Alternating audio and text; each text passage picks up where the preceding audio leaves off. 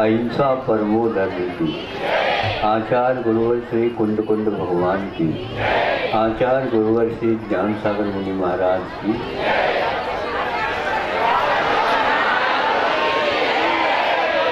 आज केवल ज्ञान से पूर्व भूमिका चल रही है। तपस्या जारी है। बिना तप के केवल ज्ञान उत्पन्न नहीं होता और तप के लिए आहार की आवश्यकता है। आज हम लोगों का विशेष रूप से हमारा सौभाग्य है। बड़े महाराज उठेंगे चर्चा के लिए, मैं उसकी व्यवस्था, जो व्यवस्था में आप लोग अडवड़ी करते हो, आज नहीं कर सकोगे। जब मैं चौथवी जाता हूँ उस समय मौन रहता हूँ। अभी मैं बोल रहा हूँ। व्यवस्था आप बहुत अच्छी रखेंगे, क्योंकि यह एक ही दिन के लिए सौभाग्य प्राप्त हो रहा है। सभी लोग सानंद देख सके। देने वाले जल्दी न करें, शुद्धिपूर्वक विधिपूर्वक दे, किंतु देखने वाले दूर दूर से आए हैं, उन्हें ये सारे के सारे कार्यक्रम बहुत ही अच्छे ढंग से देखने को उपलब्ध हो। इससे और आप लोगों को पुण्य का अर्जन होगा, कर्म की निर्जरा होगी और उन लोगों का उत्साह बढ़ेगा कि आहार देखने की व्यवस्था यहाँ पर डोंगर गांव में बहुत अच्छी थी। वैसे हमारे लिए अच्छी नहीं मिलती। ऐसा ही है। आप लोग महाराज क्या करें, हम भूल जाते हैं। तो सब तो भूलते नहीं, उसी समय क्यों भूलते हो? विवेक रखना चाहिए। श्रावक के 7 गुण होते हैं, सप्त सीध भी होते हैं। उसके अलावा ये हैं, उसमें श्रद्धा, भक्ति, अमात्सर्य, सत्वगुण और अलोलता। उसमें एक और विशेष गुण रहता है जिसके अभाव में आप इस परीक्षा में उत्तीर्ण हो ही नहीं सकते, जिसका नाम विवेक है।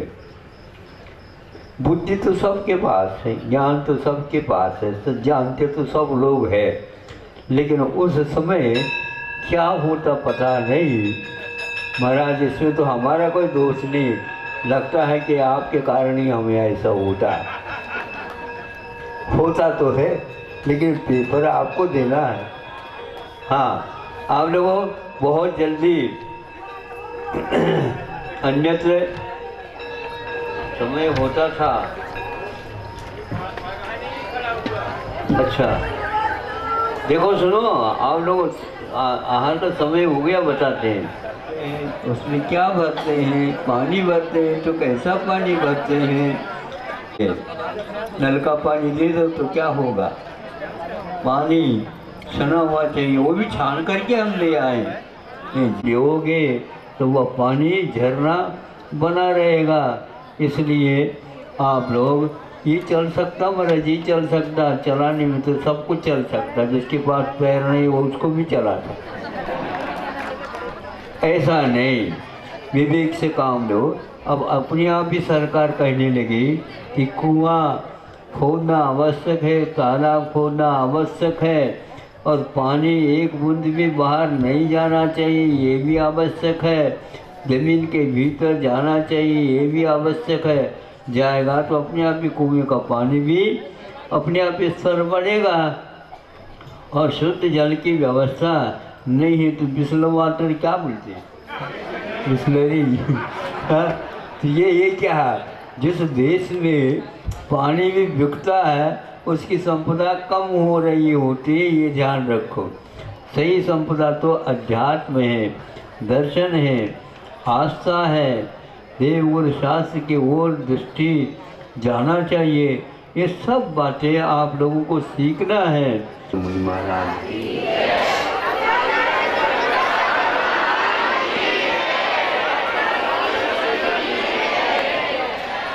हम लोगों के पास ज्ञान तो है, क्योंकि ज्ञान आत्मा का स्वभाव है। किंतु अधूरा, इंद्रियाधीन, मन के बिना नहीं। दिन में हो तो रात में नहीं, रात में हो तो दिन में नहीं। यह सब स्थिति वैषम्य को लेकर के अपने पास चलता है। किंतु आज आपके सामने विषमनाथ या आदित्यनाथ आदि 24 भगवान को वह दिव्य ज्ञान उपलब्ध हुआ जो हम लोगों के लिए प्राप्तव्य है, किंतु वह सीधा नहीं प्राप्त होता। उसके पीछे बड़े परिश्रम की आवश्यकता है और यथोचित सही दिशा में पुरुषार्थ मांगता है। हम पुरुषार्थ विषयों और कषाय में तो करते हैं, किंतु विषयातीत होने में हमारा कोई भी भाव मन नहीं लगता, क्योंकि उसमें सुख और शांति का अनुभव नहीं होता। पंचेंद्र के विषयों से लत पड़ी हुई इस दुनिया की स्थिति हम बहुत दयनीय समझते हैं। समझते हुए भी हम सही दिशा में कदम रख नहीं पाते। यदि रख लेते हैं तो बहुत देर नहीं लगने वाला। आज केवल ज्ञान से विभूषित वे केवली भगवान दर्शनोपयोग और ज्ञानोपयोग एक साथ ही प्राप्त है। आप जिस प्रकार दोनों आँखों से एक साथ देखते हैं, उसी प्रकार वे देखते भी हैं और जानते भी हैं, किंतु आप सामने मात्र देखते हैं। वे अतीत में भी देखते हैं, वर्तमान में भी देखते हैं, ऊपर भी नीचे भी, चारों दिशाओं में बिना व्यवधान के ज्ञान प्राप्त करते हैं। मति ज्ञान, श्रुति ज्ञान, अवधि ज्ञान, मनपरे ज्ञान, ये चारों ज्ञान लुप्त हो जाते हैं। जैसे सूर्य के उदय होते ही सभी प्रकार की ताराएं समाप्त हो जाती हैं, किंतु हम लोगों के पास वो केवल ज्ञान के दिवाकर आज तक जीवन में नहीं उदय को प्राप्त हुआ। एक बार उदय को प्राप्त हो जाए तो हम भी धन्य हो जाए। आज उस दिव्य प्रकाश के माध्यम से उन्होंने जगत के प्राणी मात्र को, हम एक इंद्र से लेकर के असंख्य पंचेंद्रिय तक उनको कोई भी इसका भान नहीं रहता। तो 12 सभाओं का वर्णन अभी किया गया, उसमें जीव सभी आए हैं, केवल पंचेंद्रिय ही है। किंतु पंचेंद्रिय भी विषय में जो लिप्त है वो नहीं आ पाएंगे। गुणार्थ ने अर्थ ने, हे भगवान, गुणों को तो चाहता है, प्यासा है, उसी के लिए आपके दिव्य ध्वनि काम कर सकती है।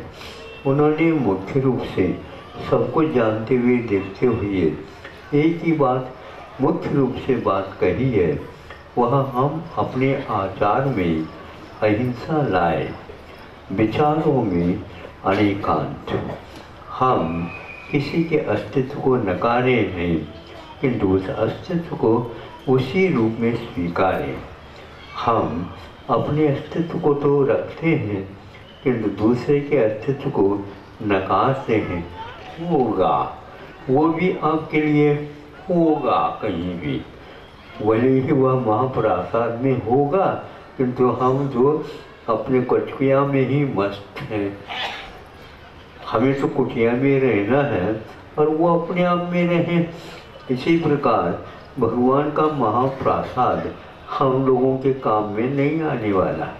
नहीं समझे, यदि कुटिया के साथ साथ आप भी महाप्रासाद चाहते हो, उनकी कम से कम नकल तो कर लो। छूट है आप लोगों को। दुनिया में सभी परीक्षा होती है, किंतु देखने के लिए नकल नहीं की जाती। हमारे भगवान ने ऐसा कहा, नकल करके ही पास हो जाओ। नकल करके विद्यार्थी संतुष्ट हो गए होंगे। नकल करने के लिए भी अकल की आवश्यकता है। हाँ, ऐसे हमारे भगवान है। ये चोरी चपाटी कुछ है ही नहीं, सीधे सीधे चलना है। ऐसा हमारे आचरण में अहिंसा आ जाए। प्रत्येक जीव को अब सुख तो चाहिए, तो सुख चाहिए तो हमें भी चाहिए, इसलिए जो हमारे लिए दुख का कारण होता है वही दूसरे के लिए भी होता होगा, ऐसा जान करके हम चलेंगे, अवश्य ही वह अहिंसा फलेगी। ऐसे अहिंसा से विभूषित विचारों में अनेकांत के धारक सभी जीवों के प्रति हमेशा हमेशा अभयदान प्रदान करने वाले हमारे वजह से दुनिया के सब जीव भयभीत हो जाते, क्या पता ये अब आकर के हमारे लिए क्या करेंगे, किंतु उनके विहार होता है तो कोई भी डरता नहीं है, भयभीत नहीं होता, और वह किसी प्रकार से उनको नहीं चाहता हो ऐसा भी नहीं होता, किंतु उसके भाग्य के अनुसार वह अपना काम करता रहता है। ऐसे तीन लोक में जब तक मुक्त नहीं होते तब तक उनका विहार होता रहता है। कल सुबह निर्वाण कल्याणक होना है, उस समय अब आओ तो ठीक है, नहीं आओ तो भी ठीक है, तो वह तो रुकेंगे नहीं। अब तो एक प्रकार से बीच में जा कर के कौन से कितने योजन तक ऊपर जा कर के खड़े हो गए, बैठ गए, विहार करेंगे। अब किसी भी प्रकार से नीचे उतरेंगे नहीं और ऊर्ध्वगमन करके चले जाएंगे, और आप लोग भी अपने वाहन संभालेंगे और कुछ होने वाला नहीं। अब देखो कल यहाँ पर लगा करके कोई भी बैठ गए कि हाँ नहीं हमारा ये नंबर है, यहाँ पर कोई नहीं बैठ सकता, एक भी नहीं आ पाएगा। सुबह सुबह सब खाली हो जाएगा। ऐसा हम लोगों का क्या करें, यह कल देखेंगे तो वैराग्य का कारण होगा। प्राय करके मैं उस दृश्य को देखने के लिए वांछा रखता हूँ कि भैया जिसको लोग कोई देखना नहीं चाहता उसको देखने से वैराग्य हो जाता है कि कल यहाँ पर जो है केवल ज्ञान से युक्त भगवान का समूह शरण था, आज कोई भी पूछ नहीं रहा, केवल आप लोग भग गए तो जो पंडाल बनाने वाले हैं तो वो उतार रहे होते। ये स्थिति है। पंडित लोग अगर भी कोई नहीं रुकते प्राय करके, उनको अन्यत्र और बनाना होता है और वो अन्यत्र ये ठाट बाट देखते रहते हैं। लेकिन जीवन में मान लो ये सब छूट जाएंगे, पंडित जी का क्या होगा, हमें चिंता तो है लेकिन उनको भी चिंता करना चाहिए। तो अहिंसा एक प्रकार से हमारे प्राण है, और विचारों में अनेकांत हमारे प्राण क्या वो त्राण है। ऐसे प्राण और त्राण इन दोनों के माध्यम से हमारा जीवन मंडित हो, किसी प्रकार से नहीं। छोटे छोटे दो उदाहरण दे देता हूँ कि जैसे किसी ने कहा अनेकांत का मरण कैसे है, क्या करें, तो कोई बात नहीं है कि एक व्यक्ति एक जो है स्लेट है उसके ऊपर एक लकीर खींची और कहा गया सुनो इसको मिटाए बिना इसको छोटा बनाना है। यह लकीर यह मिटे नहीं और इसको छोटा बनाना है। किसी को भी नहीं हो रहा मिटाए तो हम बना दें, नहीं, बिना मिटाए इसको छोटा, ये छोटा हो जाए ऐसा बनाना है। कैसे करें, इसमें क्या बाधा है, उसके ऊपर या नीचे उससे बड़ी रेखा खींच दो, आप बड़े हो जाएंगे। दूसरे को छोटे कहने के पीछे से आप बड़े हो जाओ ना, अपने आप ही जीवन में निहाल हो जाओगे। ये अनेकांत का मर्म है। प्रत्येक व्यक्ति को उसके रूप में आप स्वीकार करो, नहीं है तो अपने आप में लीन हो जाओ। जैसे प्रभु बैठ गए अनंत काल के लिए, निज माँ ही नहीं अपने आप में ही रत रहते हैं, दुनिया के कुछ मतलब से है ही नहीं। क्योंकि हमारी सबसे बड़ी कमी यदि है हमारे पास सब कुछ होते हुए भी दूसरे की थाली की ओर देखने की बहुत बुरी आदत है। सही बताओ, ईमानदारी के साथ है, ये समझे। अपने थाली तो भरी हुई है, खाता नहीं, वह बचपन माना जाता है। आप बचपन में भी यही कर रहे हैं और मरते दम भी यही करते रहते हैं। प्रत्येक भाव में ये होती है। इसलिए हमें अपने आप में संतुष्ट होने की विद्या सीख लेना चाहिए। दूसरा क्या है? दूसरा तो ये है, ये तो अनेकांश हो गया, और यह हिंसा का अभाव कैसे हो। देखो, जिस भेद विज्ञान जिसको हो जाता है वो किसी भी प्रकार से दूसरे के लिए अपनी दृष्टि को क्रूर बनाता ही नहीं। सर्प भी यदि आता है तो आपसे वो डरता नहीं, किंतु आपकी दृष्टि उसके ऊपर पड़ती है तो वह भी अपने पास, मेरे पास वो दृष्टि है, वो दिखा देता है। एकदम जो है किसी भी प्रकार से वह आपको काटता नहीं। आपका यदि पैर उसके ऊपर पड़ेगा तो वह तड़पेगा, थोड़े से उससे हटने का प्रयास करेगा तो आपको वह सीख दे देगा तो डसेगा। ये अहिंसा उसके पास भी है।